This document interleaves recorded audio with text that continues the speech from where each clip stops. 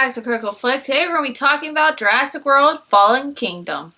So Jurassic World Fallen Kingdom is the direct sequel to Jurassic World, the movie we got a couple years ago with Chris Pratt, the reboot movie of the Jurassic franchise. And it's kind of more of the same. Yes, it's a lot of the same, actually. The characters are still kind of bland to me. Cool CGI dinosaurs, and the story just falls short. Yeah, the story in this one is pretty... I felt like it had similar callbacks to the first Jurassic Park and Lost World. So basically in this movie, Isla Nublar is about to explode, and they need to get the dinosaurs off. Well, they want to get the dinosaurs off, and then there's a twist to where they go, and yeah, we're not going to get into too many spoilers right now. We might later in the video, but for right now, basically they get the dinosaurs off, and then the rest of it's kind of twisty, so I can't really talk about it. Yeah, I didn't particularly like Jurassic World. I thought it kind of lost its magic from like the first Jurassic Park films. The first two, Lost World and Jurassic Park, are really good in my opinion. Well, the first one stands out of all of them. Yeah. And I just feel like it's just not there. It's like these are like monster movies, and it doesn't have that like cool factor. I mean, these are dinosaurs. You're supposed to be excited for them. It's really hard because the first movie is pretty much a masterpiece. It's a classic. It was so original and creative. The story of this, making this basically a zoo with dinosaurs and bringing them back to life. But then after that idea, it kind of gets like, oh, well, what are we going to do now? Like, that's the most creative thing that could be done. And then the hard part about this franchise in particular is that the mistakes made in the first film just keep being made over and over and over again. So the idea of, like, you learn this was a bad idea in the first movie, but you keep doing it, that whole concept makes it kind of tired at this point in the franchise. Yeah, and I love Chris Pratt. Like, I liked him from Parks and Rec. I love him. But I feel like his character in these two movies are just so blah. They're not even him, in my opinion. He's just like this cool, kind of, kick butt type guy that also trained raptors, but then you add they try to add these other funny characters around him when he's very charismatic and funny himself, and I don't feel like they're using him to his full potential. Yeah, I mean, you could literally see from the Guardians of the Galaxy movies that while those are supporting characters in the movie, he is larger than life character, and that's why he gets cast in so many roles, because he's so funny and charismatic. And in these Jurassic World movies, he has his moments, but they focus on these really uninteresting characters. All the supporting characters in this movie were pretty much pointless. I mean, they were there to move the story along, and even he was just kind of in it. Like, he was just around doing things in the movie. It's just none of the characters felt developed. They didn't feel like they developed them anymore from the first Jurassic World. They're just kind of these bland, generic action characters. I mean, if you thought Jeff Goldblum was going to be in it longer than you saw him in the trailer, that is completely wrong.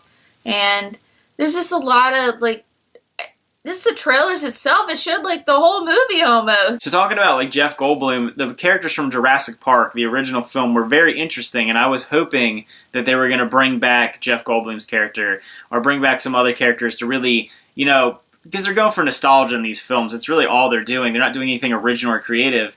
So I was hoping for that, and they really didn't. And I feel like that is really hindering the film, because these current characters just, in my opinion, I don't care. I don't care about them at all. I didn't. All I cared about was the dinosaurs. The CGI and the animatronic dinosaurs were really good in this movie. That's, the thing that stands out in that movie, and that's the only thing that I think is really good about the Jurassic World movies. Yeah, this movie, I think, actually looks better than the first Jurassic World. I think the CGI is better. They used more animatronics.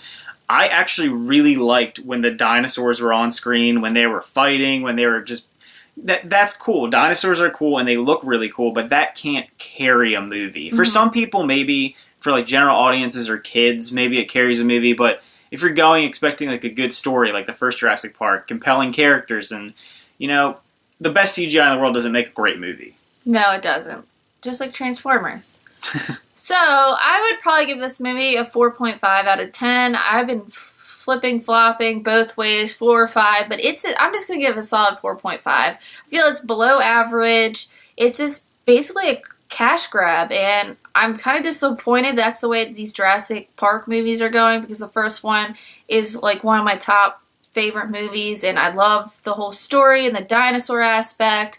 And I grew up on that movie, so these movies are just such a disappointment, and I really wish they would just try to tweak it more and make a great story. Yeah, I'm probably going to give this movie a 5.5 out of 10. I thought it's a pretty entertaining movie as far as visually going to the movies and having a little bit of fun, but it's pretty flat. It's kind of like the first film was pretty flat as well.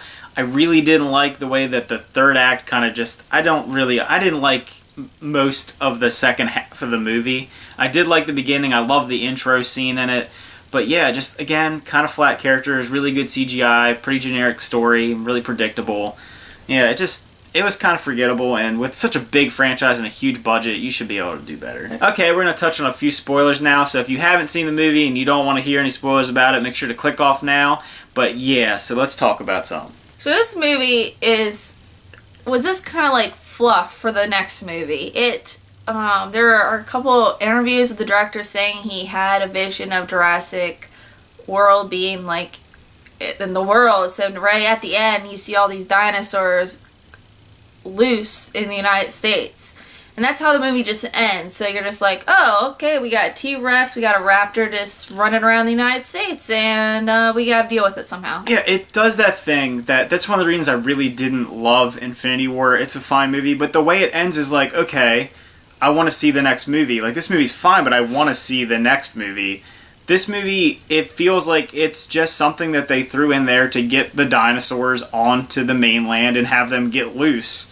And I get that you want to maybe do that, but you could have done that in the beginning. You could have just done that movie. We didn't have to have the weird people are bidding on dinosaurs to have them be military monsters or something. I didn't need that story arc at all. We could have gone straight to, we're trying to get them off the island and they get loose. Like, you could have done that and I would have been happy with it. It was so similar in some ways to The Lost World because they brought the dinosaurs to San Diego in that one. And that was just a bad idea. And so, like, them doing this whole thing where they're bringing the dinosaurs because these rich business people wanted to have them for sport or whatever they wanted, it was just really, really stupid. Yeah, I don't understand how these movies, especially the Lost World movies, seem to just totally ignore the first trilogy. Because you see Jurassic Park was a terrible idea, it ended terribly, but then you do it again in Jurassic World. Then you see bringing dinosaurs back from these islands is a terrible idea in the Lost World, but then you do it again in Fallen Kingdom. So I don't know why they do it. It's kind of dumb. For people that have watched these older movies, you see these parallels and be like, yeah, this is kind of stupid. And yeah, I just don't get why they do that. So the one kind of part of the film that really bothered me the most was how they threw in like random storylines that were supposed to be somewhat interesting and kind of make you feel for certain characters.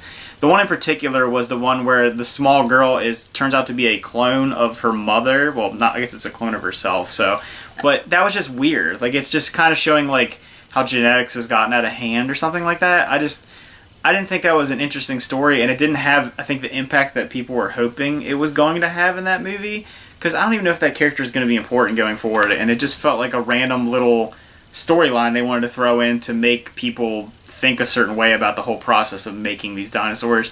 But it's kind of dumb. I mean, your movie's not that high thinking. Don't try to throw something like that in there. It was literally just like a little plot device to move the story along. Yeah, especially to the end, because she's like, oh, well, I have to release them because they're like me. No, you don't. So this sums up our thoughts on Jurassic World, Fallen Kingdom. Let us know in the comments down below what you thought. Also, like and subscribe. We always appreciate your support. And yes, see ya.